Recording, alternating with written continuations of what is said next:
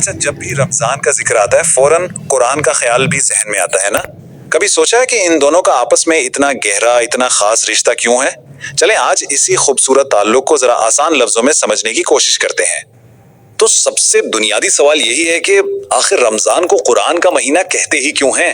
اس رشتے کے پیچھے ایسی کیا خاص بات ہے؟ پتہ ہے، اس سوال کا جواب اگر سمجھ آ جائے نا تو سمجھ لیں اس پورے مہینے کی روح ہاتھ لگ جاتی ہے۔ اور اس رشتے کی جو بنیاد ہے نا، وہ اس عظیم واقعے سے جڑی ہے جس نے صرف تاریخی نہیں، پوری انسانیت کا رخ بدل دیا، اور وہ تھا اللہ کی طرف سے وحی کا اترنا۔ اس تعلق کا سب سے بڑا اور واضح ثبوت تو خود اللہ تعالیٰ نے قرآن میں ہی دے دیا ہے۔ دیکھیں، سورۃ البقرہ کی اس آیت میں صاف صاف لکھا ہے کہ رمضان وہ مہینہ ہے جس میں قرآن نازل ہوا۔ مطلب یہ کوئی اتفاق نہیں تھا، بلکہ یہ اللہ کا ایک خاص منصوبہ تھا کہ انسانیت کی ہدایت کے لیے اس کتاب کو اسی مبارک مہینے میں اتارا جائے۔ اچھا، اب قرآن اس کی مزید تفصیل بتاتا ہے کہ یہ نزول پورے مہینے میں تھوڑا تھوڑا کر کے نہیں ہوا، بلکہ اس کی ابتدا ایک بہت ہی خاص، ایک برکت والی رات میں ہوئی۔ یہ آیت اس ایک لمحے کی اہمیت کو واضح کر دیتی ہے۔ تو سوال یہ ہے کہ یہ برکت والی رات آخر تھی کون سی؟ قرآن نے اس رات سے بھی پردہ اٹھایا ہے اور اسے نام دیا ہے لیلۃ القدر کا، یعنی قدرے والی رات۔ اور ہم سب جانتے ہیں کہ یہ وہی عظیم رات ہے جسے رمضان کے آخری عشرے میں ڈھونڈا جاتا ہے۔ تو دیکھا، اس طرح یہ کنیکشن بالکل پکا ہو جاتا ہے۔ تو اب جب ہم یہ سمجھ گئے ہیں کہ یہ رشتہ کیوں اتنا خاص ہے، تو اب آگے بڑھتے ہیں اور دیکھتے ہیں کہ اس کتاب سے جڑنے میں، یعنی اسے پڑھنے اور سننے میں ہمارے لیے کیا برکتیں رکھی گئی ہیں۔ دیکھیں، قرآن کی تلاوت پر اللہ کی رحمت کتنی وسیع ہے، اس کا اندازہ اس بات سے لگائیں کہ ثواب لفظوں یا آیتوں پر نہیں مل رہا، بلکہ ہر ایک حرف پر مل رہا ہے۔ یہ تو واقعی ایک کمال کی بات ہے۔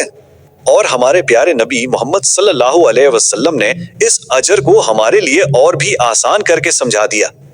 اس حدیث میں دیکھیں، آپ نے فرمایا کہ ہر حرف پر ایک نیکی نہیں بلکہ 10 نیکیاں ملتی ہیں۔ اور پھر مثال دی کہ الف لام میم کو ایک لفظ نہ سمجھو، یہ تو 3 الگ الگ حروف ہیں۔ الف ایک حرف، لام ایک حرف اور میم ایک حرف۔ تو اس کا مطلب کیا ہوا؟ اس کا مطلب ہوا کہ صرف الف لام میم کہنے پر سیدھا 30 نیکیوں کا ثواب فوراً۔ ذرا سوچیں اس پر، یہ اللہ کی رحمت کا کتنا واضح ثبوت ہے۔ لیکن ایک سوال ذہن میں آتا ہے، ان لوگوں کا کیا جن کے لیے تلاوت کرنا تھوڑا مشکل ہے، جو شاید اٹک اٹک کر پڑھتے ہیں؟ تو اللہ کی رحمت ان کے لیے بھی ایک بہت خوبصورت پیغام رکھتی ہے، اور وہ پیغام یہ ہے کہ کوشش کبھی ضائع نہیں جاتی۔ یہ حدیث ایک اتنا پیارا اصول سکھاتی ہے۔ اس میں کہا گیا کہ جو ماہر قاری ہے وہ تو عظیم فرشتوں کے ساتھ ہے، لیکن جو شخص اسے مشکل سے اٹک اٹک کر پڑھتا ہے اس کے لیے ڈبل ریوارڈ ہے۔ سوچئے، دوہرا اجر، ایک اجر تو تلاوت کا اور دوسرا اس کی کوشش کا، اس کی محنت کا۔ سبحان اللہ۔ اچھا، تو قرآن سے تعلق صرف پڑھنے تک ہی نہیں ہے، نہیں، اس سے برکت حاصل کرنے کا ایک اور بہت پاورفل طریقہ ہے، اور وہ ہے اسے خاموشی اور غور سے سننا۔ قرآن کی اس آیت میں تو سننے کے عمل کو سیدھا عبادت کا درجہ دے دیا گیا۔ بس 2 شرطیں ہیں، ایک اسے غور سے سنو، اور 2 خاموش رہو۔ اور انعام کیا ہے؟ اللہ کی رحمت کا وعدہ۔ اس سے اندازہ ہوتا ہے کہ سننا کتنا اہم کام ہے۔ اور یہ سننے کا عمل دل پر کیا اثر کرتا ہے، اس کی سب سے بہترین مثال ہمیں کہیں اور نہیں بلکہ خود نبی صلی اللہ علیہ وسلم کی زندگی سے ملتی ہے۔ چلیں اس واقعے کو ذرا محسوس کرنے کی کوشش کرتے ہیں۔ تصور کریں، اللہ کے رسول صلی اللہ علیہ وسلم اپنے صحابی حضرت عبداللہ بن مسعود سے کہتے ہیں کہ مجھے قرآن پڑھ کر سناؤ۔ وہ تو حیران رہ گئے کہ یا رسول اللہ، قرآن تو آپ پر اترا ہے، میں آپ کو کیسے سنا سکتا ہوں؟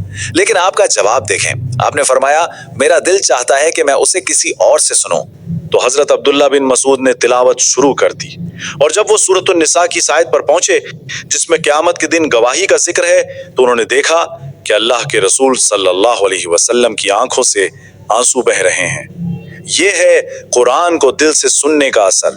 یہ صرف لفظ نہیں، یہ تو احساسات کا ایک سمندر ہے۔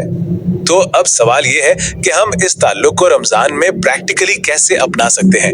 اس کا جواب 2 بہت اہم عبادتوں میں چھپا ہوا ہے۔ ایک ہے نماز تراویح اور دوسرا ہے کثرت سے تلاوت کرنا۔ یہ مشہور حدیث ہم سب نے سنی ہے کہ جو رمضان میں قیام کرتا ہے اس کے پچھلے گناہ معاف کر دیے جاتے ہیں۔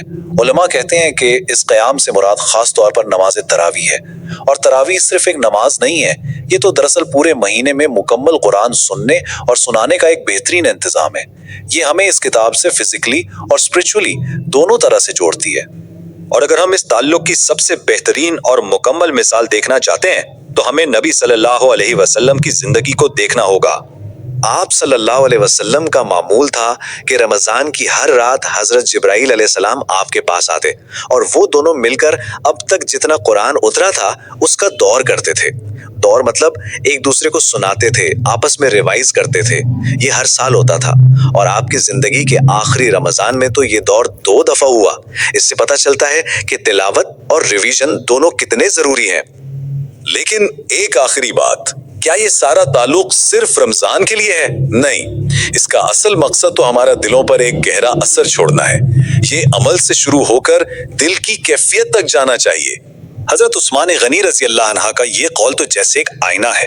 وہ فرماتے ہیں کہ اگر ہمارے دل پاک ہوتے نا تو ہم اللہ کے کلام سے کبھی سحر ہی نہیں ہوتے، کبھی تھکتے ہی نہیں۔ یہ بات ہمیں سوچنے پر مجبور کرتی ہے کہ اگر تلاوت میں مزہ نہیں آ رہا تو کمی اللہ کی کتاب میں نہیں، شاید ہمارے دلوں میں ہے۔